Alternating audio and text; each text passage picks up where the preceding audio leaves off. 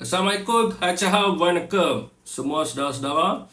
Hari ini dilaporkan pihak polis Diraja Malaysia menyiasat Sir Azri berkaitan satu video membayangkan Anwar Ibrahim mengidap penyakit AIDS.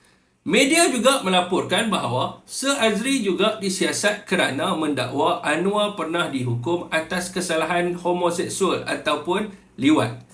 Saudara, di dalam berita yang dilaporkan ini ada satu perkara yang saya sangat tertarik dalam kes ini, di mana pihak polis mengatakan pengguna media sosial anda semua diingatkan supaya tidak mengulas atau memanipulasi isu-isu sehingga menyentuh isu ketenteraman awam, prinsip moral, menfitnah atau pengapian apa-apa kesalahan. Persoalan saya, saudara, adakah dengan mengatakan Anwar Ibrahim ini terlibat dalam aktiviti homoseksual ataupun liwat ini adalah satu kesalahan sebagaimana yang dinyatakan sebelum ini? Pertama sekali, saya ingin memetik keputusan Hakim Negara dalam kes liwat pertama, di mana Tun Abdul Hamid dalam penghakiman bertarikh 2 September 2004 dengan jelas mengatakan, "To summarize our judgment, even though reading the appeal record, we find evidence to confirm that the appellants were involved in homosexual activities, and we are more inclined to believe that the alleged incident at the Tivoli Villa did happen." Hakim negara sendiri mengatakan bahawa mereka menemui bukti untuk mengesahkan Anwar Ibrahim ini terlibat di dalam aktiviti homoseksual.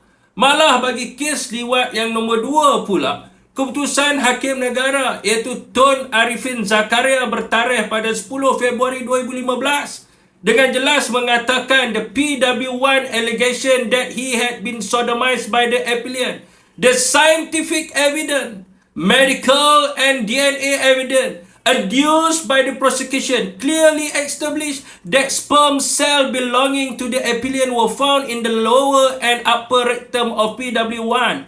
The only logical explanation for this is that PW1 must have been sodomized by the appellant. Di mana hakim yang bijaksana mengatakan dengan jelas di dalam mahkamah bahawa Anwar sudah tentu meliwat Saiful Bukhari apabila sperma milik Anwar Ibrahim dijumpai di dalam lubang jubur Saiful Bukhari.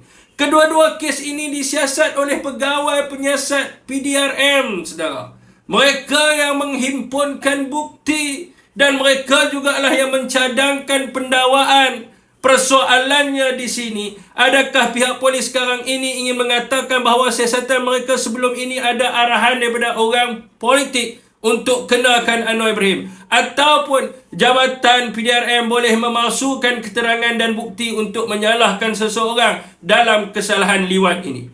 Perkara ini, saudara, tidak ramai orang yang tahu. Ini saya nak dedahkan, di mana dalam penghakiman terbaru Ketua Hakim Negara Tengku Maimun pada 9 Januari 2023 dalam kes pencabaran ke atas pengampunan, Hakim Tengku Maimun dengan jelas mengatakan, alternatively, a declaration that the effect of the state pardon is limited to the sentencing only and does not set aside the conviction made against the first appellant. Di mana pengampunan ke atas Anwar Ibrahim hanya mengetepikan hukuman sahaja untuk membebaskan beliau daripada penjara semata-mata. Akan tetapi tidak menghapuskan sabitan yang pernah dikenakan ke atas beliau sebelum ini. Ini bermakna Anwar memang seorang peliwat kerana mahkamah memutuskan itu. Dan hakim juga mengesahkan dalam kes liwat pertama, beliau terlibat dalam aktiviti homoseksual.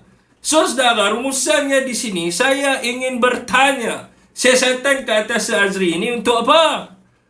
Siasatan ini untuk apa? Yang sepatutnya dilakukan adalah Anwar kena appeal semula kes beliau. Dia kena buat judicial review di mahkamah untuk membuktikan dalam kedua-dua kes ini, liwat 1 dan 2, dia tidak bersalah. Bukan menggunakan kuasa yang ada sekarang ini untuk menekan rakyat sekiranya bercakap soal ini dan kepada orang dalam PKR dan sebagainya. Jangan sesuka hati buat laporan kalau kamu rasa hangat hati bila orang panggil presiden anda peliwat. Ini salah anda. Kenapa mengangkat seorang presiden peliwat menjadi Perdana Menteri? Wallahualam, saudara.